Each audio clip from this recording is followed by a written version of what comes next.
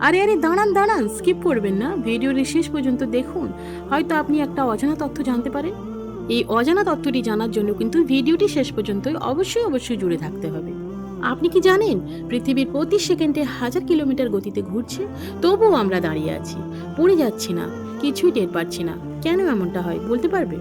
আসসালামু আলাইকুম রহমতুল্লাহ আবরাকাতুহু, বিসমিল্লাহির রহমানির রহিম। আমরা প্রতিদিন এই পৃথিবীতে হাঁটি, দাঁড়াই এবং ঘুমাই, সবকিছুই একদম নর্মাল লাগে, তাই না? কিন্তু একটা সত্য আছে যা শুনলে আপনি অবাক হয়ে যাবেন। এই পৃথিবী প্রতি সেকেন্ডে ঘুরছে প্রায় 1600 কিলোমিটার প্রতি ঘন্টার গতিতে। এত দ্রুত গতিতে যাচ্ছে। তাহলে প্রশ্ন হলো, আমরা কেন পড়ে যাচ্ছি না? কেন আমরা এই গতি অনুভব করি না? এর প্রথম কারণ হলো গ্র্যাভিটি বা মাধ্যাকর্ষণ শক্তি। পৃথিবী আমাদেরকে নিজের দিকে টেনে রাখে। আপনি যেখানেই থাকুন, পৃথিবী আপনাকে ধরে রেখেছে। এই কারণেই আমরা উড়ে যাচ্ছি না। দ্বিতীয় কারণ, কনস্ট্যান্ট মোশন। পৃথিবী সবসময় একই গতিতে ঘুরছে, আমরাও সেই গতির সাথেই ঘুরছি। তাই আমরা আলাদা করে কিছুই টের পাই না। যেমন আপনি যদি একটি স্মুথ চলন্ত গাড়িতে ভিতরে থাকেন, গাড়ি চললেও আপনি বুঝতে পারবেন না, কারণ আপনি তার সাথেই চলছেন।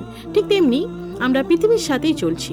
তৃতীয় কারণ, বাতাস ও পৃথিবীর সাথে ঘুরছে, তাই আমাদের চারপাশে কোনো ঝড়ের মতো অনুভূতি হয় না। সবকিছুই ব্যালেন্সড, সবকিছুই পারফেক্টলি সেট। একটু ভেবে দেখুন তো, এই ব্যালেন্স যদি নষ্ট হতো, এই গতি যদি একটু বেড়ে যেত বা একটু কমে যেত, তাহলে কি হতো? জীবনই হয়তো সম্ভব হতো না। এই নিখুঁত সিস্টেম, এটা কি নিজে নিজেই? না, এটা একটি নিখুঁত ডিজাইন, একজন সৃষ্টিকর্তার পরিকল্পনা। আমরা প্রতিদিন এই পৃথিবীতে থাকি, কিন্তু কখনোই ভাবি না আমরা কত বড় এক সিস্টেমের মধ্যে আছি। তাই আজ থেকে শুধু দুনিয়া দেখবেন না, এর পেছনের রহস্য বোঝার চেষ্টা করুন।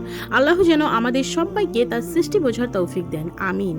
এই ভিডিওতে সহজভাবে ব্যাখ্যা করা হয়েছে মাধ্যাকর্ষণ শক্তি, গতি এবং পৃথিবীর ব্যালেন্স। ভিডিওটি শেষ পর্যন্ত দেখুন, আপনি হয়তো অবাক হয়ে যাবেন। ভিডিওটি ভালো লাগলে লাইক, কমেন্ট, শেয়ার করবেন। আর এইরকম ইসলামিক ভিডিও প্রতিনিয়ত পেতে এখনই চ্যানেলটিকে সাবস্ক্রাইব করুন। ধন্যবাদ।